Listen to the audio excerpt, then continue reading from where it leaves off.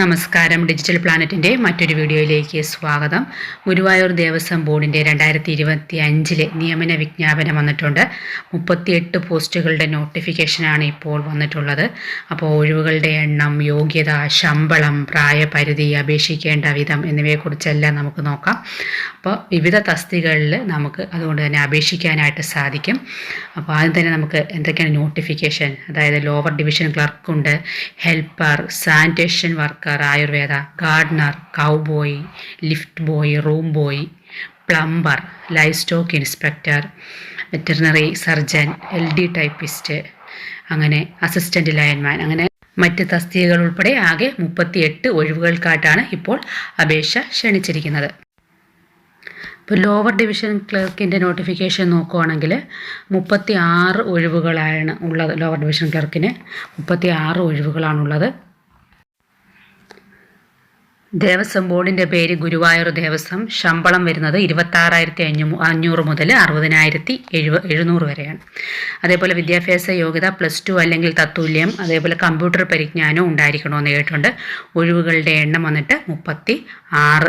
അതേപോലെ പ്രായപരിധി 18-നും 36 വയസ്സിനും ഇടയിലുള്ളതായിരിക്കണം. അത് 1/1/2007 അതേപോലെ 2/1/1989 ഇടയിലുള്ള ആയിരിക്കണം നമ്മുടെ പ്രായപരിധി എന്ന് പറയുന്നത്. അപേക്ഷാ ഫീസ് വരുന്നത് ജനറൽ OBC EWS ഈ വിഭാഗങ്ങൾക്ക് 500 രൂപ ഫീസും, അതേപോലെ SC ST വിഭാഗങ്ങൾക്ക് 250 രൂപയാണ് ഫീസായിട്ട് വരുന്നത്.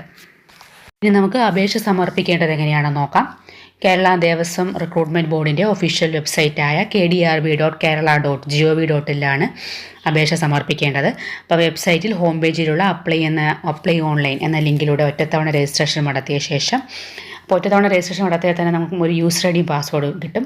ഈ യൂസർ ഐ ഡിയും പാസ്വേഡ് ഉപയോഗിച്ച് ലോഗിൻ ചെയ്ത് അപേക്ഷ സമർപ്പിക്കാവുന്നതാണ്. അപ്പോൾ അപ്ലോഡ് ചെയ്യുന്ന ഫോട്ടോ നമ്മൾ എപ്പോഴും 3 മാസത്തിനകം എടുത്തതായിരിക്കണം. എല്ലാ അപേക്ഷയൊക്കെ സബ്മിറ്റ് ചെയ്ത് നമ്മൾ അതിൻ്റെ പ്രിൻ്റ് ഔട്ട് എടുത്ത് പ്രിൻ്റ് എന്ന ലിങ്കിൽ, പ്രൊഫൈലിലെ പ്രിൻ്റ് എന്ന ലിങ്കിൽ ക്ലിക്ക് ചെയ്ത് അതിൻ്റെ പ്രിൻ്റ് ഔട്ട് കിട്ടും. ഈ പ്രിൻ്റ് ഔട്ട് എടുത്ത് സൂക്ഷിക്കാവുന്നതാണ്. കൂടാതെ തന്നെ ഈ യൂസർ ഐ ഡിയും പാസ്വേഡും നമ്മൾ സൂക്ഷിച്ച് വയ്ക്കാവുന്നതാണ്.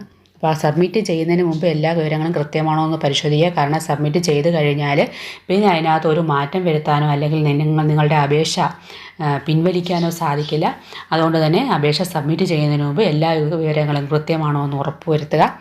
പിന്നെ ഫീസ് അടയ്ക്കുന്നത് മാത്രം എപ്പോഴും ഓൺലൈൻ വഴിയായിരിക്കും, അല്ലാതെ ചെല്ലാനായിട്ടോ മണി ഓർഡറായിട്ടോ അല്ലെങ്കിൽ DD ആയിട്ടോ ഒന്നും പേയ്മെൻറ്റ് നടത്താൻ സാധിക്കില്ല. അത് നമുക്കെപ്പോഴും ഓൺലൈൻ വഴി തന്നെ പേയ്മെൻറ്റ് നടത്തുക. ഇത്രയും കാര്യങ്ങളാണ് നമ്മൾ അപേക്ഷ സമർപ്പിക്കുമ്പോൾ ശ്രദ്ധിക്കേണ്ടത്.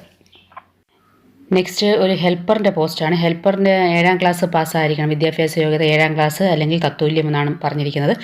പിന്നെ യോഗ്യത പിന്നെ പറഞ്ഞിട്ടുള്ളത് വയർമാൻ ട്രേഡ് സർട്ടിഫിക്കറ്റ് ഉണ്ടായിരിക്കണം, അല്ലെങ്കിൽ KSEB സംസ്ഥാന പൊതുമരാമത്ത് വകുപ്പ് അല്ലെങ്കിൽ മറ്റ് ഇലക്ട്രിക്കൽ സപ്ലൈ സ്ഥാപനങ്ങളിൽ തൊഴിലാളിയായി കുറഞ്ഞത് 6 മാസം പ്രവർത്തന പരിചയ സർട്ടിഫിക്കറ്റ് ഉണ്ടായിരിക്കണമെന്നും ഈ ഹെൽപ്പറുടെ ക്വാളിഫിക്കേഷനിലായിട്ട് പറഞ്ഞിട്ടുണ്ട്.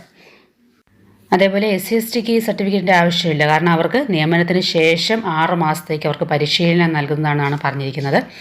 അപ്പോൾ ഇതിൻ്റെ ശമ്പള സ്കെയിൽ വന്നിട്ട് 23,000 മുതൽ 50,200 വരെയാണ്. അപ്പോൾ ഇതിന് മൊത്തം 14 ഒഴിവുകളാണുള്ളത്. അതേപോലെ ഏജ് ലിമിറ്റ് 18-നും 36-നും ഇടയിലായിരിക്കണം.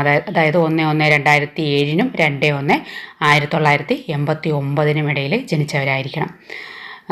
പിന്നെ നമ്മുടെ ഫീസ് ഈ അതേപോലെ ഈ പ്രായപരിധിയുടെ കാര്യം പറഞ്ഞപ്പോഴത്തേക്ക് 18-നും 36-നും ഇടയിലായിരിക്കണം. നമ്മൾ PSCയിലൊക്കെ അപ്ലൈ ചെയ്യുന്നത് പോലെ SC ST OBC എന്നിവർക്ക് സർക്കാർ നിയമപ്രകാരമുള്ള പ്രായപരിധിയിൽ ഇളവുണ്ടായിരിക്കുന്നതാണ്. ഇനി ഫീസിൻ്റെ കാര്യം നോക്കുവാണെങ്കിൽ SC STക്ക് 150 രൂപ ഫീസും, OBC ജനറൽ EWS ഇവർക്ക് 300 രൂപയുമാണ് ഫീസ് വരുന്നത്. ഇപ്പോൾ നെക്സ്റ്റ് ഒരു സാനിറ്റേഷൻ വർക്കറുടെ പോസ്റ്റാണ്.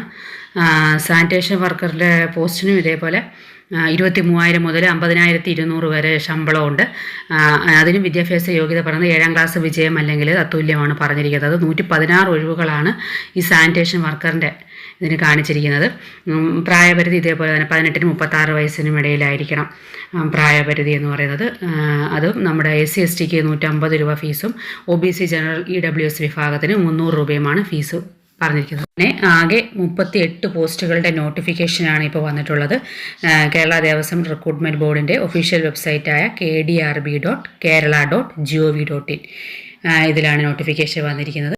അതുപോലെ ഹിന്ദു മതത്തിൽപ്പെട്ട ഉദ്യോഗാർത്ഥികളിൽ നിന്നാണ് അപേക്ഷ ക്ഷണിക്കുന്നത് എന്നും നോട്ടിഫിക്കേഷനിൽ പറഞ്ഞിട്ടുണ്ട്. അപ്പോൾ ഇതുപോലുള്ള അവസരങ്ങൾ നഷ്ടപ്പെടുത്താതിരിക്കുക, നന്നായി പ്രാക്ടീസ് ചെയ്യുക.